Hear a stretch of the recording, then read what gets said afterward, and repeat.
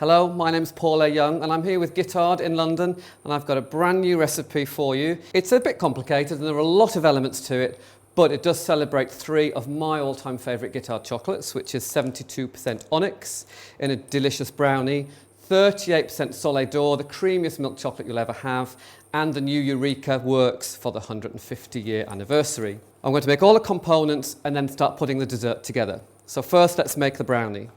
In my pan, I've got butter, unrefined light muscovado sugar, and some golden syrup, and I've brought it up to a caramel. As soon as it starts to boil, turn the heat off. Add in my chocolate.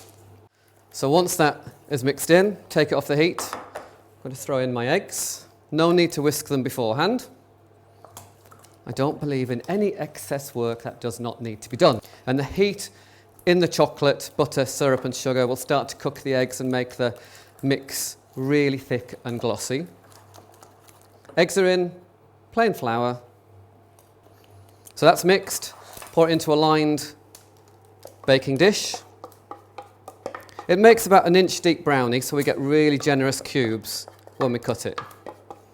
And it bakes at 175 degrees centigrade for about 25 to 30 minutes. Time for the toffee, and it's a malt toffee.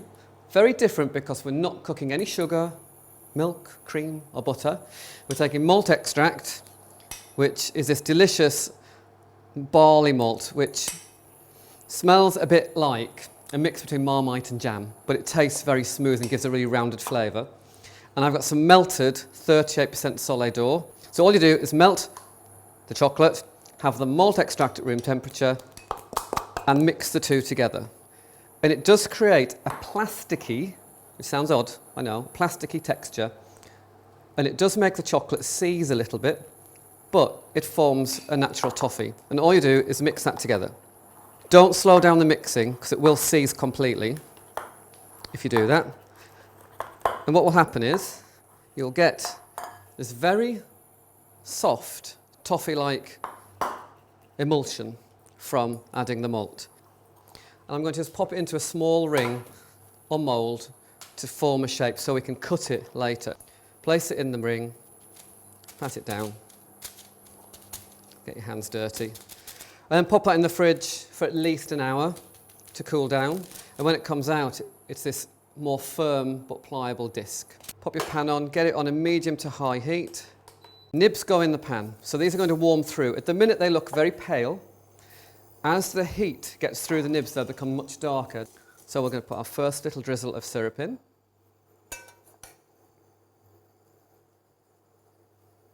It will fizzle a little bit and then immediately stir. So now you can see the nibs have become very dry again. They were sticky with the sugar. Now they're dry, so we add another spoon of sugar. And follow that rule. Don't add any more syrup until they become dry. Last addition of sugar. We'll get every bit out.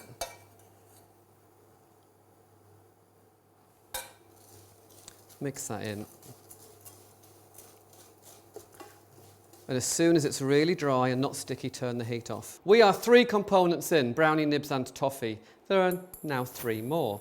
A saltwater ganache, some scorched thyme to go on our chocolate twigs, and some whipped goat's cheese. So what I've got in there is my water, my salt, and I've got some melted Guittard 38% Soleil to then blend the water into it. And all you need to do is bring the water not to the boil, just until the salt is dissolved. Turn the heat off, and then pour the water into the chocolate. Whisk that together. It emulsifies immediately, so there's no need to get a hand blender in there. You don't want to aerate it. You want it to stay very, very silky smooth. Once it's completely mixed in, that's it. Let it cool, pop it in the fridge. Now it's time for our scorched thyme leaves, and I love thyme. Sweet, delicate, lovely in a dessert. We're going to swap our pans over, a little frying pan, and we're going to turn the heat up. Take the leaves off, and as soon as the pan is very, very hot, we're going to throw the leaves in, toss them once, take them back out. And these are going to stick to chocolate twigs, and they will add a really beautiful fragrance. They're going in. Sprinkle them in. Just a little toss around, over, and take them out. So pop those aside to cool off. super fast and it smells amazing. Now to make our twigs. We've tempered our chocolate, it's silky smooth, it's at the right temperature, it's set beautifully. Let's make our twigs. Baking tray with some baking parchment, greaseproof paper, plastic piping bag or paper piping bag. And I'm going to pipe various sized twigs onto my paper, which is just long lines. They can be a bit knobbly and twisty. It's the leaves that make them look really twiggy. The key thing to remember is to sprinkle your leaves on before the chocolate sets. You have to be a little bit careful just to make sure that the leaves do hit the chocolate. And put as many on as you like.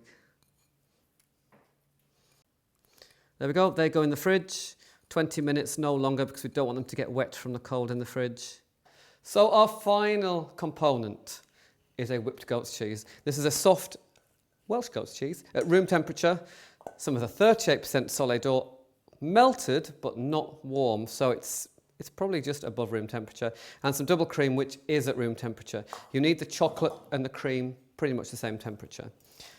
Goat's cheese in the bowl, just break it up with your whisk.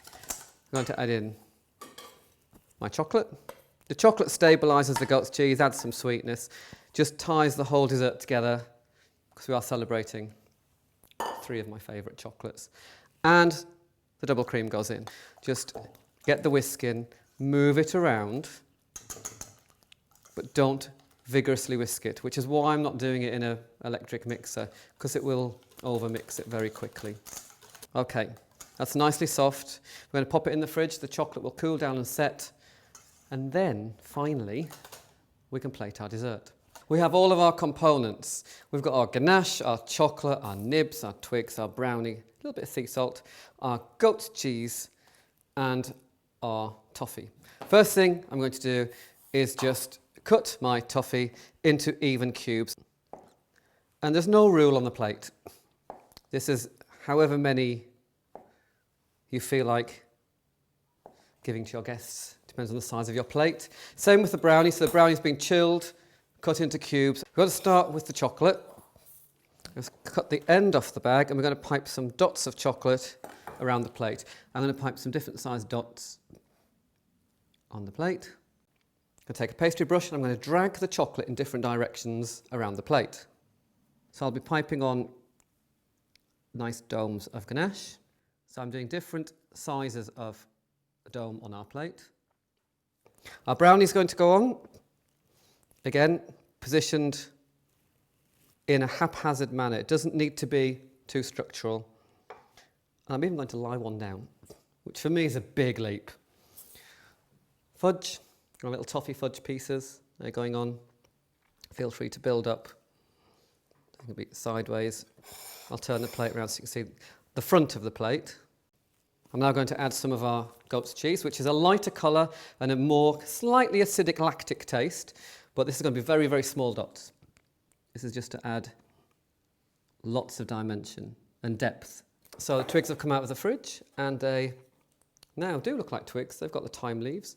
These can be positioned on our ganache, leaning up against our brownie.